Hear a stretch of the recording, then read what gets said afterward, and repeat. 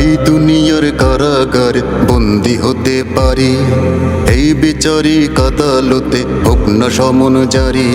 হতে পারি এই সমাজের আমি চক্ষুশূল, এই জগতের সব কিছু যাক আমার প্রতিকূল। সমাজপতির চোখ রাঙানি দেখবো খবরদারি, দেখবো খবরদারি। আসসালামু আলাইকুম ওয়া রাহমাতুল্লাহি ওয়া বারাকাতুহু।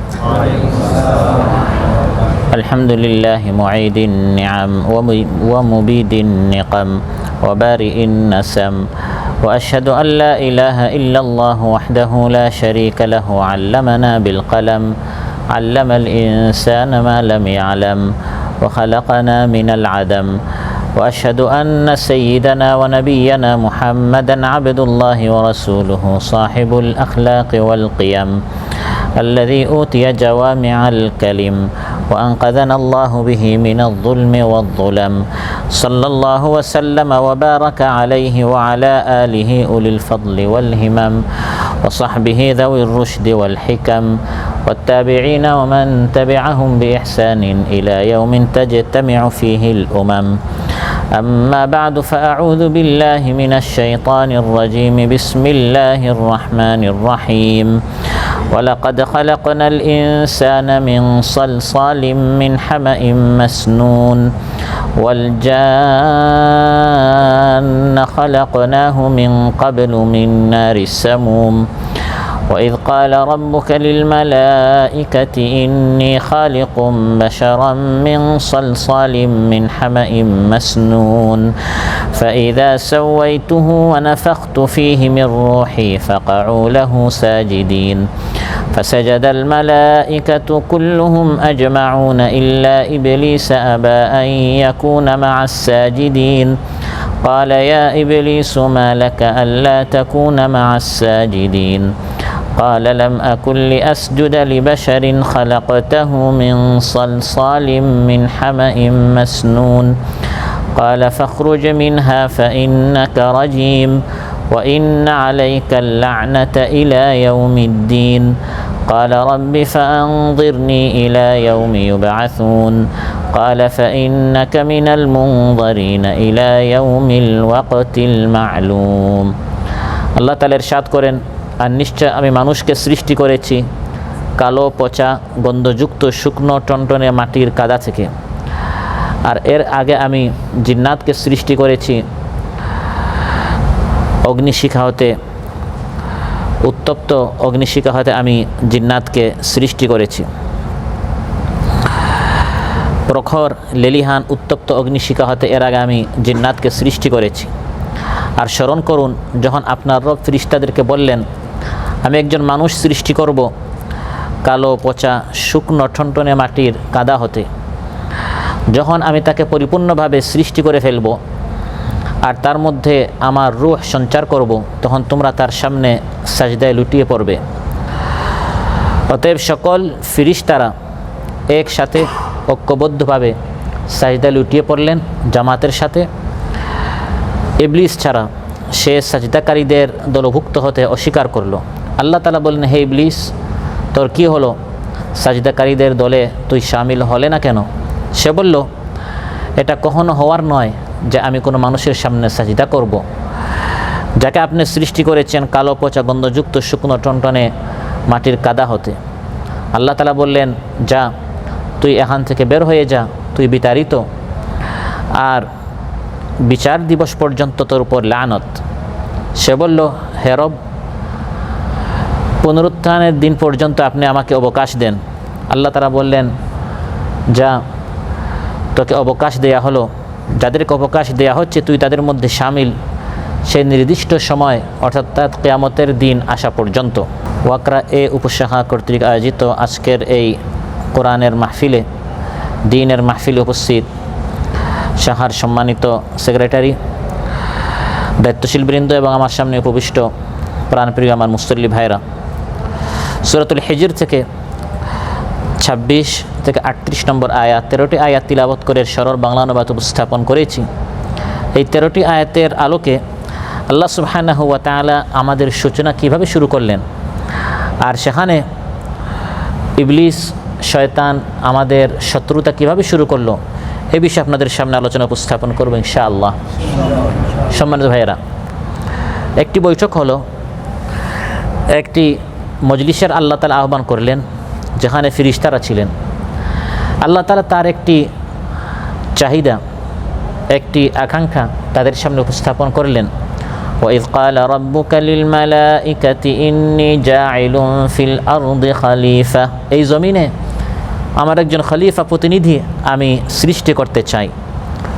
ফিরিস্তারা ইউসাব্বিহুনা আল-লাইলা ওয়ান-নাহারা লা ইয়াফতুরুন, রাত দিন তারা আল্লাহর ইবাদত করে কখনো তারা ক্লান্ত হয় না।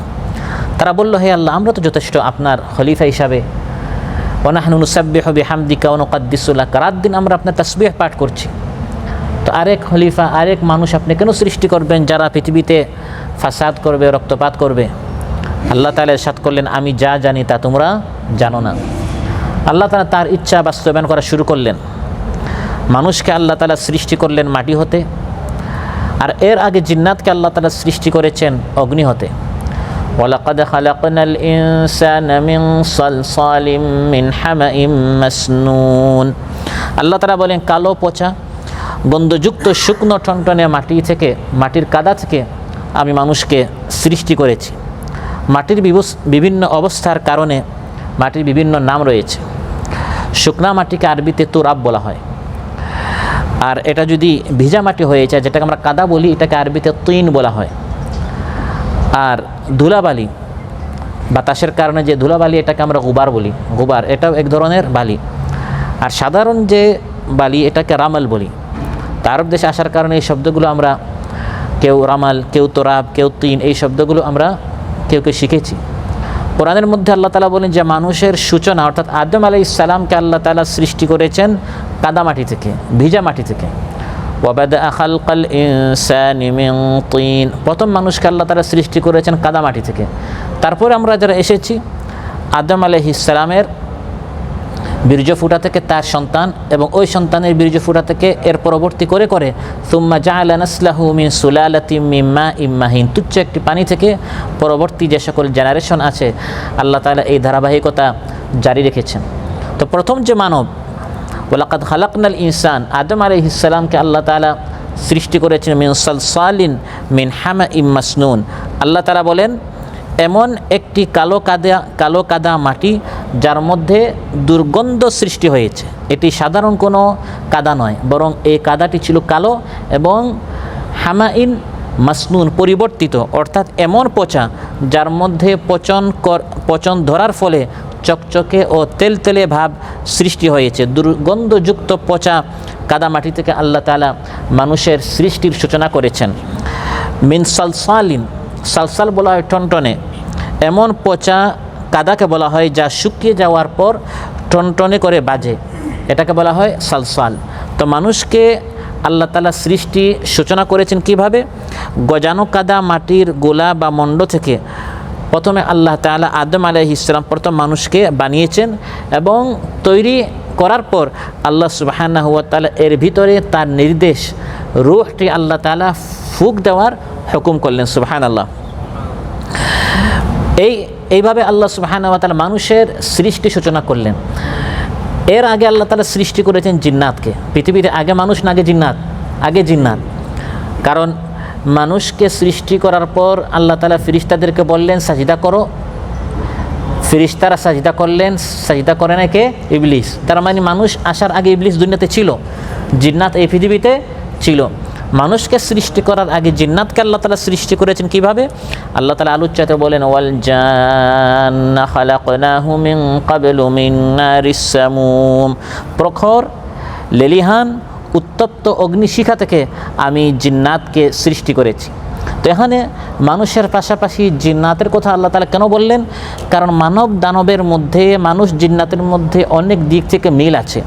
যেমন সৃষ্টির উদ্দেশ্য, আমাদের সৃষ্টির উদ্দেশ্য এবং জিন্নাতের সৃষ্টির উদ্দেশ্য এক, সেটা হচ্ছে আল্লাহর ইবাদত করা, সেটা হচ্ছে ওয়ামা খালাকতুল জিন্না ওয়াল ইনসা ইল্লা লিয়াবুদুন। আল্লাহ বলেন, আমি মানুষ এবং জিন্নাতকে সৃষ্টি করেছি শুধু আমার ইবাদতের জন্য। এজন্য আলোচ্যতে আল্লাহ তাআলা মানুষ সৃষ্টির সূচনা কিভাবে করেছেন এটা বলার সাথে সাথে জিন্নাতকে কিভাবে সৃষ্টি করেছেন সেটা আল্লাহ তাআলা বলে দিয়েছেন। কিন্তু এই মানুষ এবং জিন্নাত আল্লাহর ইবাদত করে নাই। অধিকাংশ মানুষ এবং জিন্নাত গাফিল, নাফরমান। বিদায় জিন্নাত এবং মানুষকে একসাথে আল্লাহ চ্যালেঞ্জ করেছেন, ইয়া মাশারাল জিন্নি ওয়াল ইনস। আল্লাহ শুধু ইনসানকে বলতে পারতেন, কিন্তু ইনসানের পাশাপাশি জিন্নাতকেও বলছেন, হে জিন্নাত এবং ইনসান, আমার হুকুম মানো না, তাহলে দেখি আমার আসমান থেকে বের হয়ে যাও, আমার জমিন থেকে বের হয়ে যাও, এমন আসমান ও জমিনে যাও যেখানে আমার হুকুম চলে না। দেখি এমন আসমান জমিন তোমরা খুঁজে কি পাবে? যেখানেই যাবে লা তানফুদুনা ইল্লা বিসুলতান, যেখানেই যাবে সেখানেই আমার ক্ষমতা আছে। সুবহানাল্লাহ। জিন্নাতের আলোচনা ইনসানের পাশাপাশি আল্লাহর জন্য করেছেন, কারণ আমাদের নবীও এক। রাসূল সাল্লাল্লাহু আলাইহি সাল্লাম শুধু আমাদের জন্য নবী হয়ে তিনি প্রেরিত হন নাই, তিনি জিন্নাতদেরও নবী। এজন্য একটি সূরা আছে সূরাতুল জিন, সেখানে বলা হয়েছে যে জিন্নাতদের একদল রাসূল সাল্লাল্লাহু আলাইহি সাল্লামের সামন দিয়ে যাচ্ছিল, লম্বা কাহিনী। তাইফ থেকে যখন তিনি ফিরে আসছিলেন, তারা তিলাওয়াত শুনে জায়গায় তারা মুসলমান হয়ে গেল। সুবহানাল্লাহ।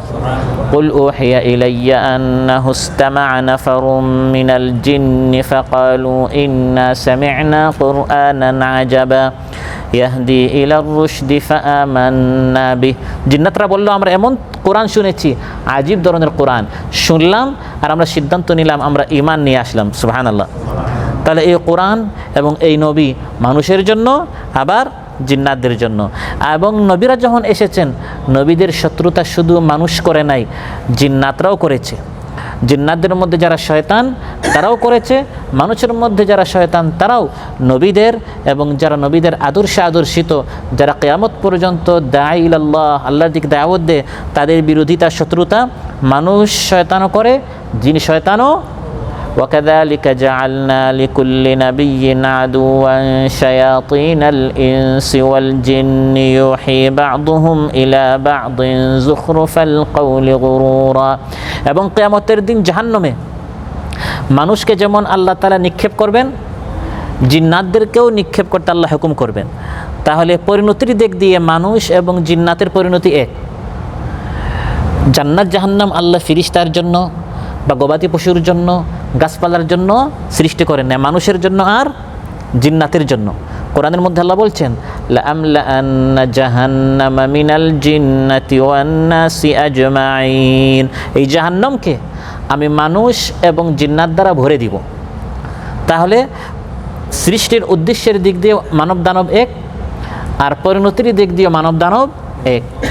আর দুষ্টামির দিক দিয়ে, ওয়াসওয়াসা দেওয়ার দিক দিয়ে, শয়তানের দিক দিয়েও মানব এবং দানবের মধ্যে মিল আছে। যেরকম জিন্নাত শয়তানেরা ওয়াসওয়াসা দেয়, মানুষ শয়তানরাও মানুষদেরকে সৎ পথ থেকে বিপদগামী করে।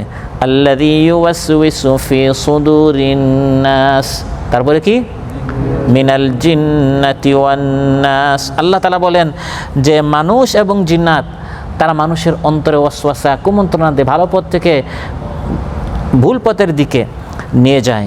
সম্মানিত ভাইরা, যেহেতু মানুষ এবং জিন্নাতের মধ্যে অনেক মিল আছে, সেজন্য আল্লাহ তাআলা মানুষের সৃষ্টি কিভাবে হয়েছে পাশাপাশি বলে দিয়েছেন যে এর আগে আমি লেলিহান অগ্নিশিখা থেকে জিন্নাতকে সৃষ্টি করেছি, জিন্নাতের আলোচনা করেছেন। এবং সামনে আসবে যে কিভাবে ইবলিস সে প্রকাশ্যে শত্রুতা করেছে এবং আমাদের কিয়ামত পর্যন্ত আমাদেরকে সঠিক পথ থেকে বিপদগামী করার জন্য সে চেষ্টা অব্যাহত রাখবে, এটা সে ঘোষণা করেছে। আল্লাহ তাআলা বলেন, ওয়াইয ক্বালা রাব্বুকা লিল মালাইকাতি ইন্নী খালিকুম বাশারাম মিন সালসালিম মিন হামাইম মাসনুন। সেই সময় স্মরণ করো যখন আল্লাহ তাআলা ফেরেশতাদেরকে বলে দিলেন, এটা আল্লাহর একটি সার্কুলার, আল্লাহর একটি নির্দেশ, হুকুম, কালো পচা গন্ধযুক্ত শুকনো ঠনঠনে মাটির কাদা থেকে আমি একজন মানুষ এখন সৃষ্টি করব। হে ফেরেশতারা শোনো, এখন এটা আমার ইচ্ছা, আমি এই ধরনের একজন মানুষ সৃষ্টি করব কাদা মাটি থেকে, পচা গন্ধযুক্ত শুকনো ঠনঠনে মাটি কাদা থেকে আমি একজন মানুষ সৃষ্টি করব। এই মানুষকে যখন আমি সৃষ্টি করে ফেলবো, فإذا سويته ونفخت فيه من روحي فقعوا له ساجدين। আল্লাহ তাআলা বলেন, যখন এই মানুষকে আমি সুন্দর করে বানাবো, মানুষকে কি করে বানাবেন? সুন্দর করে। সুবহানাল্লাহ। আল্লাহ তাআলা আমাদেরকে অনেক সুন্দর করে সৃষ্টি করেছেন। ইয়া আইয়ুহাল ইনসানু মা গাররাকা বিরাব্বিকাল কারীম আল্লাযী খালাকাকা ফাসাওয়াকা ফাআদালাক ফি আইয়ি সূরাতিন মা শাআ রাক্কাবাক। আল্লাহ তাআলা বলেন, হে মানুষ, তোমার রবের কোন বিষয়ে তোমাকে দয়াময় রব সম্পর্কে গাফিল করে রেখেছে, যিনি তোমাকে সৃষ্টি করলেন, ফাসাওয়াকা সুঠাম সুবিন্যস্ত করেছেন, সুন্দর আকৃতি দিয়েছেন, চমৎকারভাবে তোমাকে সৃষ্টি করেছেন, সেই রব হতে তুমি গাফিল কেন? সুবহানাল্লাহ। আল্লাহ তাআলা ফাইদা সাওয়াইতুহু আমাদেরকে সুন্দরভাবে সৃষ্টি করেছেন। লাকাদ খালাকনাল ইনসানা ফি আহসানি তাকওয়িম, সবচেয়ে সুন্দর শাকল সূরত আকৃতি আল্লাহ তাআলা আমাকে আপনাকে দিয়েছেন। সুবহানাল্লাহ। আয়নার সামনে গিয়ে বলবেন আল্লাহুম্মা কামা হাসানতা খালকি ফাহাসসিন খুলুকি, হে আল্লাহ যেমন সুন্দর আকৃতি দিয়েছেন এরকম সুন্দর চরিত্র আমাকে দিও, সুন্দর ব্যবহার আমাকে দিও। আমি বাহ্যিকভাবে সুন্দর, ভিতরের দিক দিয়ে যেন আমি সুন্দর হই, এরকম সুন্দর ব্যবহার, আচরণ, চরিত্র এবং সিফতের অধিকারী তুমি আমাকে বানিও। তো আল্লাহ তাআলা ফিরিস্তাদেরকে বললেন আমি যখন এই মানুষকে সুন্দর করে বানাবো, ওয়ানাফাখতু ফীহি মির রূহি, এবং তার মধ্যে যখন আমি আমার রূহ সঞ্চার করব। কার রূহ? আল্লাহ বলেন আমি আমার রূহ। আল্লাহর রূহ বলতে আল্লাহর কোনো অংশ মানুষ নয়, যে আল্লাহর রূহ অর্থাৎ আল্লাহর নির্দেশ। কারণ আল্লাহ বলেন কুন ফায়াকুন। আমার রূহ অর্থাৎ আমি যখন রূহ সঞ্চার হতে কুন বলবো এবং এই মানুষ যখন আল্লাহর নির্দেশে বাস্তবায়ন হয়ে যাবে। সুবহানাল্লাহ। আল্লাহ তাআলা আমাদেরকে কত ভালোবাসেন। আল্লাহ বলেন এই মানুষ হচ্ছে আমার রূহ, অর্থাৎ আমরা আল্লাহর নির্দেশে রূহ। যেরকম বলেছেন লিমা খালাকতু বিয়াদাইয়া, মানুষকে আমি আমার হাত দ্বারা সৃষ্টি করেছি। সুবহানাল্লাহ। আল্লাহ নিজ হাত দ্বারা যত্ন করে মানুষকে সৃষ্টি করেছেন। সবচেয়ে প্রিয় মখলুক, আশরাফুল মখলুকাত হচ্ছে মানুষ। আল্লাহ কোনো একটা জিনিসকে যখন পছন্দ করেন, বাছাই করেন, মহাব্বত করেন, তখন বলেন এটি আমার মির রূহি, এটি আমার রূহ, অর্থাৎ আমার নির্দেশে। যেমন মসজিদকে আল্লাহ বলেন মাসাজিদ আল্লাহ, আল্লাহর মসজিদ, আল্লাহকে নামাজ পড়েন। এটি বুঝাবার জন্য যে এটি সবচেয়ে প্রিয় স্থান, সবচেয়ে সম্মানিত স্থান। বুয়ুতুল্লাহ, বাইতুল্লাহ, আল্লাহর ঘর। আল্লাহ তো এখানে ঘুমান না, আল্লাহ ঘুম নিদ্রা থেকে পবিত্র, কিন্তু এটা বুঝাবার জন্য যে সব ঘরের মধ্যে শ্রেষ্ঠ ঘর হচ্ছে এই ঘর। সুবহানাল্লাহ। পৃথিবীতে অনেক উষ্ট্রি আছে, কিন্তু হযরত সালেহ আলাইহিস সালামের জামানায় আল্লাহ একটি মুআজিজা হিসেবে উষ্ট্রি পাঠিয়েছিলেন। আল্লাহ বলেন নাকাতাল্লাহি ওয়া সুকিয়া, এটি হচ্ছে আল্লাহর উষ্ট্রি, অর্থাৎ এটি আল্লাহ তাআলা বিশেষভাবে সৃষ্টি করেছেন। হজ করতে যারা গিয়েছে এদেরকে বলা হয় দুয়ুফুর রহমান, আল্লাহর মেহমান। আল্লাহর মেহমান এটি সম্মানার্থে বলা হয় যে এরা হচ্ছে আল্লাহর মেহমান, অর্থাৎ তারা আল্লাহর ঘর জিয়ারত করতে গিয়েছে। এভাবে আল্লাহর বান্দাদের মধ্যে যাদেরকে আল্লাহ পছন্দ করেন তাদের সম্পর্কে আল্লাহ বলেন আব্দুল্লাহ, এরা হচ্ছে আল্লাহর বান্দা। সবাই আল্লাহর বান্দা, কিন্তু বিশেষ করে যাদেরকে আল্লাহ বেশি পছন্দ করেন আল্লাহ বলেন আব্দুনা, আমার বান্দা। ইবাদুর রহমান আইনা ইয়াশরাবু বিহা ইবাদুল্লাহ, এরা হচ্ছে আল্লাহর বান্দা। তো এভাবে আল্লাহ তাআলা বলেন আমার রূহ, অর্থাৎ আমার নির্দেশটি যখন এই আদমের মধ্যে আমি বলবো কুন, হে আদম হয়ে যা, সঙ্গে সঙ্গে আদমের ভিতরে রূহ যখন সঞ্চার হবে এবং সুন্দর একটা মানুষ যখন বাস্তবে আসবে, তখন হে ফিরিস্তারা তোমরা কি করবে? ফাকাউ লাহু সাজিদিন, তোমরা সবাই তার সামনে সাজদায় লুটিয়ে পড়বে। প্রশ্ন আসতে পারে, আমরা তো জানি আল্লাহ ছাড়া অন্য কারো সামনে সাজদা করা যায়। অনেক পীর বাবা, খাজা বাবার বলে না আমার সামনে এসে কী করো? সাজদা করো। নিজেও মুশরিক হয় এবং মুরিদদেরকেও কী করে? মুশরিক বানায়। এখানে আল্লাহ তাআলা যে বলেছেন আদমের সামনে সাজদা করো, এর কয়েকটি উত্তর রয়েছে। একটি উত্তর হচ্ছে আই উসজুদু ইলা আদম, আদমের দিকে সাজদা করো। যেমন আমরা আল্লাহর জন্য সাজদা করি কাবার দিকে, কাবার জন্য আমরা সাজদা করি না, বরং কাবার দিকে। তো এখানে একটি অর্থ হচ্ছে তাদেরকে সাজদা করতে বলা হয়েছে আল্লাহর জন্য আদমের দিকে। আরেকটি উত্তর হচ্ছে যে সেই যুগে সম্মানের জন্য সাজদা করা যেত, ইবাদতের জন্য না। যেমন আমরা সম্মানের জন্য সালাম করি, মুআনাকা করি, মুসাফাহা করি, সেই জামানায় মাথা নত করে সম্মান প্রদর্শন করা হতো। কিন্তু আমাদের জন্য এই শরীয়তের জন্য ইবাদতে সাজদা তো করাই যাবে না, সম্মানের সাজদাও করা যাবে না। অনেকে আপনার সালাম করার সময় কী করে? মাথা নত করে, এটা শিরিক, এটা করা যাবে না। রাসূল সাল্লাল্লাহু আলাইহি ওয়াসাল্লাম ইরশাদ করেন লাউ কুনতু আমুরা আহাদান আন ইয়াসজুদা লি আহাদিন লা আমারতুল মারআতা আন তাসজুদা লি যাওজিহা, পৃথিবীর কাউকে যদি আমি কারো সামনে সম্মানার্থে সাজদা করতে বলতাম, পৃথিবীর নারীদেরকে বলতাম স্বামীদের সামনে সাজদা করতে, কিন্তু না, কোনো মাখলুকের সামনে সাজদা করতে পারবে না। সবচেয়ে বড় উত্তর হচ্ছে আল্লাহ ছাড়া কারো সামনে সাজদা করা যাবে না, এই বিধানটি কার? আল্লাহর। সেই আল্লাহ তাআলা যখন বলে দিলেন আল্লাহর সামনে, সেই আল্লাহ তাআলা যখন বলে দিলেন যে আদমের সামনে সাজদা করো, তখন আর হারাম রইল না, বরং এই হারামটি ফরজ হয়ে গেল। কারণ আল্লাহর ইবাদত হচ্ছে আল্লাহ যখন যা বলেন সেটা মানা। আমাদেরকে বলেছেন আল্লাহ ছাড়া কারো সামনে সাজদা করা যাবে না, আমাদের জন্য আল্লাহ ছাড়া কারো সামনে সাজদা করা শিরিক। ফিরিস্তাদেরকে বলেছেন আদমের সামনে সাজদা করো, ফিরিস্তাদের জন্য আদমের সামনে সাজদা করা ফরজ হয়ে গেছে। এরা তাদের জন্য আর কি নয়? শিরিক নয়। যেমন আমাদের জন্য সন্তান জবাই করা ফরজ সুন্নত না কবিরা গুনাহ? কবিরা গুনাহ। কিন্তু এই যে কুরবানি গেল, ইব্রাহিম আলাইহিস সালাম আমাদের জন্য যেটা কবিরা গুনাহ, তিনি স্বপ্নে দেখেছেন তার সন্তানকে জবাই করেছেন, যেহেতু এটা আল্লাহর নির্দেশ, আমাদের জন্য যেটা হারাম এটি তার জন্য কী হয়ে গেছে? ফরজ হয়ে গেছে। ঠিক তেমনইভাবে গায়রুল্লাহর সামনে সাজদা করা আমাদের জন্য নিষিদ্ধ হলেও ফেরেশতাদেরকে আল্লাহ বলছেন ফাকাউ লাহু সাজিদিন, তোমরা তার সামনে সাজদা লুটিয়ে পড়ো, যেহেতু আল্লাহর নির্দেশ, এটি আর শিরিক নয়, হারাম নয়, বরং এটি তাদের জন্য ফরজ হয়ে গেল। আল্লাহ তাআলা বলেন, বাস্তবে যখন আদম আলাইহিস সালামকে আমি সৃষ্টি করলাম, সুন্দর আকৃতি দিলাম, রূহ সঞ্চার করলাম, আদম আলাইহিস সালাম ফেরেশতাদের সামনে হাজির হলেন। ফাসাজাদাল মালাইকাতু কুল্লুহুম আজমাউন, সকল ফেরেশতারা তখন জামাতবদ্ধ হয়ে, আজমাউন একসাথে ঐক্যবদ্ধভাবে আদম আলাইহিস সালামের সামনে তারা কি করলো? সাজদায় লুটিয়ে পড়লো। একা একই নয়, আজমাউন আল্লাহ কি বলেন? জামাতের সাথে, সংগঠনভুক্ত হয়ে, সুসংগঠিত হয়ে। এখান থেকে বোঝা গেল দিনের প্রত্যেকটি কাজ করতে হবে জামাতবদ্ধ হয়ে, একা একই নয়। ওয়ারকাউ মা'আর রাকিঈন, আল্লাহ বলেন জামাতের সাথে, রুকুকারীদের সাথে কি করো? রুকু করো, নামাজ পড়ো, জামাতে নামাজ পড়তে হবে। রমজানের রোজা 30টা না, আমি আরও 2টা বাড়িয়ে 32টা আমি রাখবো, কিন্তু ওই রমজানে না, এখন আমি রাখলে হবে না। মুসলমানদের জামাতের সাথে রোজা রাখতে হবে, একসাথে সুহুর, একসাথে ইফতার, ওই জামাতের সাথে রোজা রাখতে হবে। হজের সময় যদি আমি যাই, নিজেরও কষ্ট, অন্যান্যদের কষ্ট, যাকে এখন ট্রাফিক শেষ হয়েছে, এখন কি আমি আরাফায় দাঁড়াবো, মুজদালিফায় গিয়ে আমি হজ করে আসবো? হবে না। মুসলমানদের জামাতের সাথে আরাফায় যেতে হবে, মুসলমানদের পুরা জামাতের সাথে মুজদালিফায় যেতে হবে, একসাথে হজের নির্দিষ্ট সময়গুলোতে কি করতে হবে? হজ আদায় করতে হবে। ইসলামের প্রত্যেকটা বিধান এই আয়াত থেকে বোঝা গেল ফেরেশতারা জামাতবদ্ধভাবে একসাথে তারা সাজদায় লুটিয়ে পড়েছে। এই জন্য আল্লাহ তাআলা বলেন, ইয়া আইয়ুহাল্লাযীনা আমানুত্তাকুল্লাহা ওয়া কুনু মা'আস সাদিকিন, হে ঈমানদারেরা আল্লাহকে ভয় করো আর সত্যবাদীদের সাথে থাকো।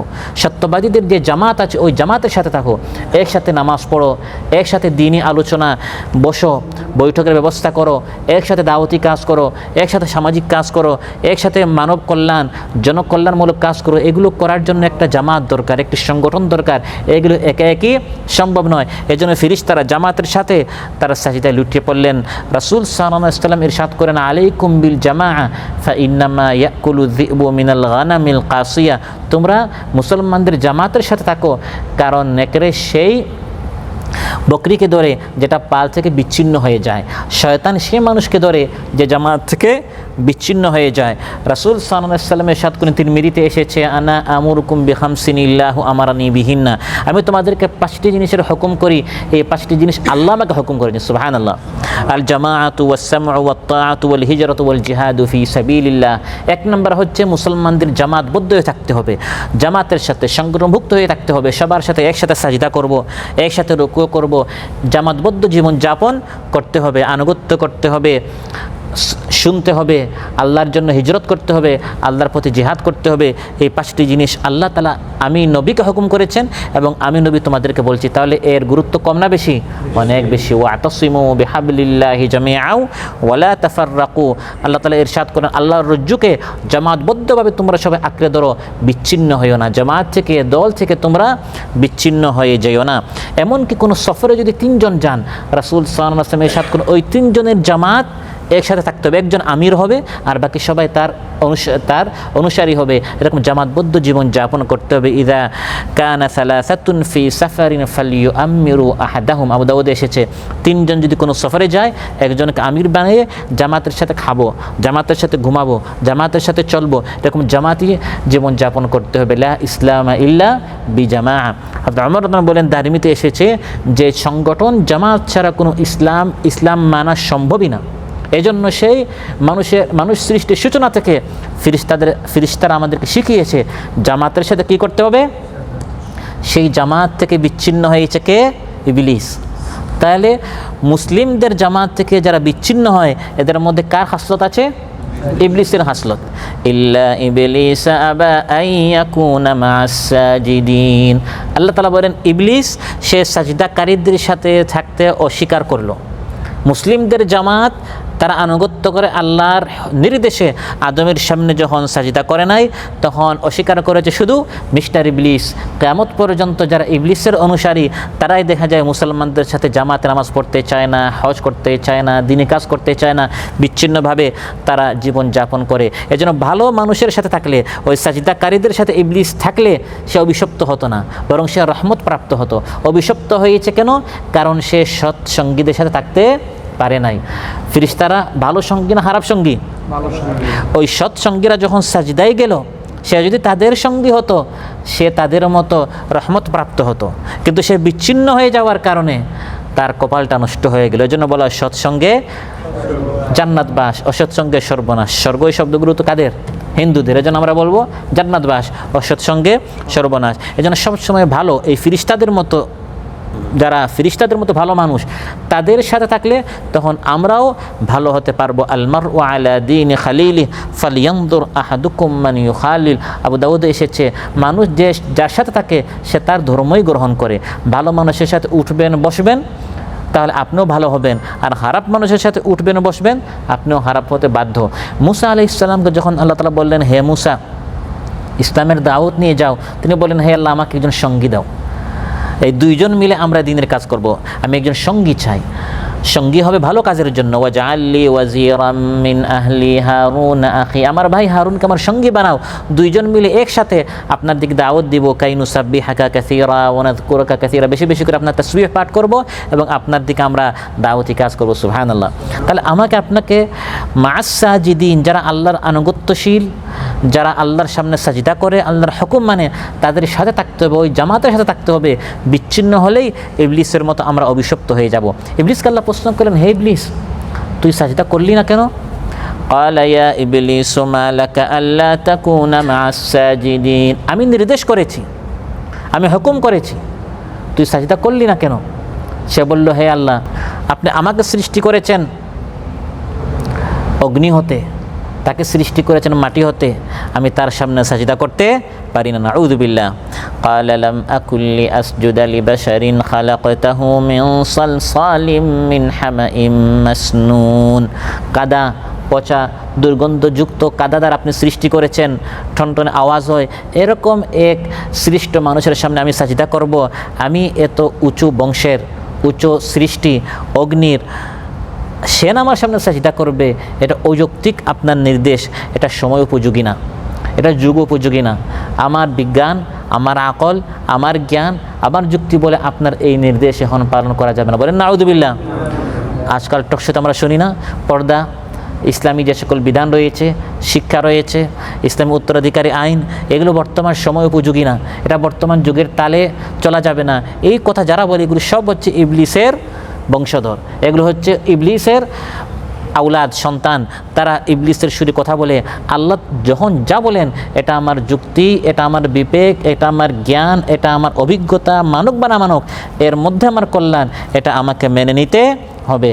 সে মানুষকে তুচ্ছ তাচ্ছিল্য করলো, আমাদেরকে তুচ্ছ করে বলল, লাম আকুল্লি আসজুদা লিবাশার, কোনো মানুষের সামনে আমি সাজদা করতে পারি না। এটা হচ্ছে সবচেয়ে বড় অহংকারী, এবং অহংকারীর কারণে এই ইবলিস ধ্বংস হয়েছে। আল কিবরু বাতরুল হাক্কি ওয়া গামতুন নাস, মানুষকে তুচ্ছ তাচ্ছিল্য করা, মানুষকে ছোটো মনে করা। আমি অগ্নির, সে হচ্ছে মাটির, আমি বাংলাদেশি, আমি চৌধুরী, আমি অমুক শেখ পরিবারের বা খান পরিবারের, আমি এরকম নিজেকে ভিন্ন পরিবারের, ভিন্ন দেশের, ভিন্ন সমাজের, রঙের, বর্ণের, এভাবে ভিত্তিতে নিজেকে বড় মনে করা, অন্যকে ছোট মনে করা, এটি কার চরিত্র? ইবলিসের চরিত্র। আল্লাহ তাআলা বলেন, আমি বিভিন্ন দলে উপদলে, জাতিতে, রঙে, বর্ণে ভাগ করে দিয়েছি কেন? পরিচয়ের জন্য। আমার বাড়ি এখানে, আপনার বাড়ি ওখানে, এটা পরিচয়ের জন্য, এটা অহংকারীর জন্য না। আমি আপনার চেয়ে শ্রেষ্ঠ, শ্রেষ্ঠ মনে করে, এটা হচ্ছে ইবলিসের খাসলত। ইয়া আইয়ুহান নাসু ইন্না খালাকনাকুম মিন যাকারিন ওয়া উনসা وجعلناكم شعوبا وقبائل لتعارفوا إن أكرمكم عند الله أتقاكم إن الله عليم خبير। হে মানব সকল, বিভিন্ন রং, বর্ণ, গোত্র, বংশ, দেশ, জাতিতে তোমাদেরকে ভাগ করেছি। লিতাতাফাখারু, ফখর করার জন্য, গর্ব অহংকার করার জন্য নয়, বরং লিতাআরাফু, পরিচয়ের সুবিধার্থে। তোমাদের মধ্যে শ্রেষ্ঠ সে যে মুত্তাকি। যে অগ্নির বা যে মাটির বা যে সাদা বা যে কালো সে শ্রেষ্ঠ, এটা বলা হয় নাই, বরং যে বেশি আল্লাহকে ভয় করে, আল্লাহর হুকুম মানে সেই হচ্ছে শ্রেষ্ঠ। মানুষকে তুচ্ছ মনে করা এটি আপনার নিকৃষ্ট হওয়ার জন্য যথেষ্ট। আপনি নিজেকে বড় মনে করেন, আপনি হচ্ছে সবচেয়ে নিকৃষ্ট। রাসূল সাল্লাল্লাহু আলাইহি ওয়াসাল্লাম ইরশাদ করেন, বিহাসবি মিনাশ শাররি আন ইয়াহকিরা আখাহুল মুসলিম, একজন মানুষ নিকৃষ্ট হওয়ার জন্য, একজন মানুষ তার অধপতন হওয়ার জন্য এটাই যথেষ্ট, সে নিজেকে বড় মনে করে, অন্যান্যদেরকে ছোট মনে করে। তুমি যাকে বড় বলো বড় সেই নয়, লোকে যাকে বড় বলে বড় সেই হয়। এটা ইবলিসের খাসলত ছিল। সে বলল, আমি আদমের সামনে সাজদা করতে পারি না, বরং সে আমার সামনে সাজদা করবে। লাম আকুল্লি আসজুদা লিবাশারিন খালাকতাহু মিন সালসালিম মিন হামাইম মাসনুন। তখন আল্লাহ তাআলা, ইবলিস আল্লাহর একটি হুকুম না মানার কারণে আল্লাহ তাআলা বলে দিন, ফাখরুজ মিনহা ফাইন্নাকা রাজিম ওয়া ইন্না আলাইকা লা'নাতা ইলা ইয়াউমিদ্দিন। হে ইবলিস, বিতাড়িত হও, বের হয়ে যা। তাফসিরে এসেছে পৃথিবীতে এমন একটি হাত জায়গা নেই, প্রত্যেকটা জায়গায় সে সাজদা করেছে। এত ইবাদত, এক অহংকারী এবং আল্লাহর একটি হুকুম লঙ্ঘন করার কারণে সব নষ্ট হয়ে গেল। আল্লাহ তাআলা কারো সাজদার ইবাদতের মুখাপেক্ষী নন। ইবলিস যদি একটি হুকুম লঙ্ঘন করার কারণে তার সব আমল নষ্ট হয়ে থাকে, বিতাড়িত হয়ে থাকে, মালউন অভিশপ্ত হয়ে থাকে, আমি আপনি দিবানিশি রাত দিন আল্লাহর কয়টি হুকুম আমরা লঙ্ঘন করছি। সে আল্লাহর একটি হুকুম লঙ্ঘন করার কারণে সে মারজুম হয়ে গেছে, মালউন হয়ে গেছে, রাজিম হয়ে গেছে। এই জন্য তিলাওয়াতের শুরুতে বলতে হয়, আউযু বিল্লাহি মিনাশ শাইতানির রাজিম, বিতাড়িত মরদুদ মালউন শয়তান থেকে আল্লাহর নিকট আশ্রয় চাচ্ছি। সে আল্লাহর একটি হুকুম লঙ্ঘন করেছে, সে আল্লাহর নিকট একটি আবদার করলো। ক্বালা রাব্বি ফাআনযিরনি ইলা ইয়াউমি ইউবআসুন ক্বালা ফাইন্নাকা মিনাল মুনযারিন। হে আল্লাহ, বিতাড়িত যেহেতু হয়েছি, মালউন যেহেতু হয়েছে, আমার একটি আবদার, আমার একটি প্রার্থনা, সেটি হচ্ছে মানুষ ওঠার দিন পর্যন্ত, অর্থাৎ কিয়ামতের দিন, পুনরুত্থান, পুনরুজ্জীবিত হওয়ার দিন পর্যন্ত আপনি একটু আমাকে অবকাশ দেন, সুযোগ দেন, চান্স দেন। আপনি এখন আমাকে মৃত্যু না দিয়ে একটু হায়াতটা আমার লম্বা করে দেন। আল্লাহ বলেন, যা, আমি তোর হায়াতটা লম্বা করে দিলাম। তাহলে আপনি দোয়া করতে তো চিন্তা করেন কেন? আল্লাহ তাআলা ইবলিসের দোয়াকে তো কবুল করেছেন। ইবলিস দোয়াটা করেছে আমাকে আপনাকে বিপদগামী করার জন্য, এবং এটা আল্লাহ জানেন। তারপরেও আল্লাহ তাআলা অসম্ভবকে সম্ভব করে দিয়েছেন। পৃথিবীর সকল ডাক্তাররা যদি আপনাকে নিরাশ করে থাকে, আপনার সন্তান হবে না, আপনি স্বাস্থ্য ফিরে পাবেন না, আপনার মৃত্যু আগামী 1 মাস পর, 7 তারিখ পর্যন্ত অনেক সময় ডাক্তাররা বলে ফেলে, এরপর এই রোগী আর বাঁচবে না। আপনি নিরাশ হবেন কেন? দোয়া করেন যে আল্লাহ তাআলা ইবলিসকে, সে ইবলিস হওয়া সত্ত্বেও মারজুম মালউন ঘোষণা হওয়ার পরে, অভিশপ্ত ঘোষণা হওয়ার পর যদি আল্লাহ তাআলা দোয়া কবুল করে থাকেন, আপনি তো আল্লাহর প্রিয় বান্দা, আপনি তো মুমিন ইমানদার, আল্লাহ তাআলা আপনার দোয়া অবশ্যই কবুল করবেন। উদউ ওয়া আনতুম মুকিনুনা বিল ইজাবা। রাসূল সাল্লাল্লাহু আলাইহি ওয়াসাল্লাম ইরশাদ করেন, দোয়াটি কবুল হবে, সেই ইয়াকিনের সাথে দোয়া করো, তোমার দোয়াও আল্লাহ তাআলা কবুল করবেন। আল্লাহ তাআলা বলেন, যা, ফাইন্নাকা মিনাল মুনযারিন, তোকে সময় দিলাম কত বছর? ইলা ইয়াউমিল ওয়াক্তিল মালুম, সুনির্দিষ্ট অবধারিত সময় আসার দিন পর্যন্ত, অর্থাৎ কিয়ামতের দিন পর্যন্ত। ইবলিসকে আল্লাহ সময় দিয়েছেন কোন দিন পর্যন্ত? তাফসীরে এসেছে ইবলিসের সন্তানরাও পৃথিবীতে লম্বা হায়াত পায়। এজন্য আপনার দাদা, আপনার নানা কেউ লম্বা হায়াত পেলেও তাকে আবার শয়তান মনে করিয়েন না। সবাই আবার শয়তান না। তুলনামূলকভাবে ফিরআউন লম্বা হায়াত পেয়েছে, নমরুদ লম্বা হায়াত পেয়েছে, ইবলিস কিয়ামত পর্যন্ত পেয়েছে। আপনি এখনও দেখবেন বড় বড় জালিম যত রাজা বাচ্চা আছে, তারা হায়াত পায়, তারা ক্ষমতা পায় 40-50 বছর। আর যারা ভালো হয় তারা 2-3 বছর টিকতে পারে না শয়তানদের জ্বালায়।